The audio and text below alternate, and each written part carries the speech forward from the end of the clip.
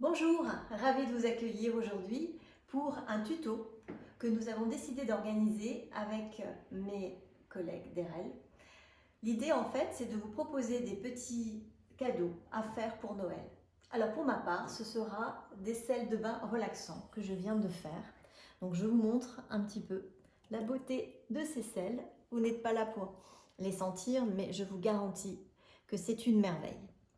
Alors pour réaliser donc ces sels de bain, je vais vous expliquer comment vous y prendre. Vous allez voir, suivez le guide, c'est très simple. Pour commencer, il vous faut absolument avoir du sel.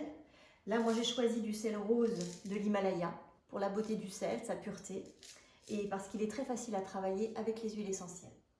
Ensuite, je vais utiliser 4 huiles essentielles, 10 d'ylang-ylang, 10 de petits grains bigaradier, de lavandin et d'orange. La caractéristique de ces 4 huiles essentielles, c'est qu'elles ont un pouvoir à la fois relaxant, vous voyez, petits grains, équilibrant, et qu'elles seront parfaites associées dans l'eau du bain.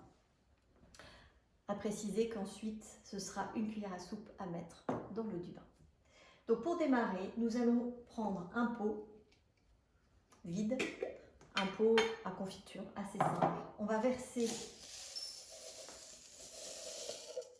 voilà, c'est à peu près les 2/3. Hein. Là, je suis à peu près la moitié, normalement c'est les 2/3. Donc 2 sels roses. Puis ensuite, on va mettre 10 gouttes de lin et on terminera par 7 gouttes d'orange. 1, 2, 3, 4, 5, 6, 7,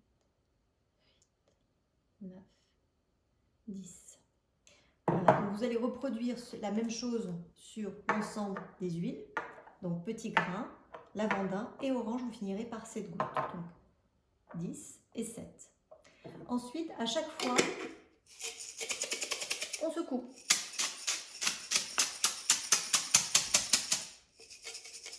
Pour chaque goutte, entre chaque goutte, vous allez remettre après 10. Donc j'accélère un petit peu volontairement pour que la vidéo ne soit pas trop longue. Puis ensuite, on ajoute 2 cuillères à café de fleurs. Moi j'ai pris les fleurs de lavandin pour l'odeur douce qui s'associe avec le lavandin en huile essentielle et je mélange. Donc une fois que toutes vos gouttes sont bien installées et bien imprégnées, hop, vous pouvez les mettre dans un joli pot. Donc vous avez vu ce joli pot en verre. Important, hein, quelque chose d'hermétique. Vous pouvez les mettre dans des petits pots comme ceci ou même dans des pots en verre comme ça. C'est aussi très joli à offrir et c'est de la récupération, donc c'est formidable. Voilà, je pense que j'ai tout dit. Vous pouvez encore ajouter d'autres fleurs si vous le souhaitez. Là, dans ce pot, vous verrez, j'ai rajouté des fleurs d'hibiscus coupées en petits morceaux. Voilà, j'en ai mis comme ça, je peux en remettre encore quelques-unes. Et lorsque ça va fondre dans l'eau, ça va faire une jolie couleur rose dans le bain. Eh bien écoutez, j'espère que cette vidéo vous a plu. Je vous souhaite de très belles fêtes au nom de toute l'association EREL et je vous dis à bientôt. Au revoir.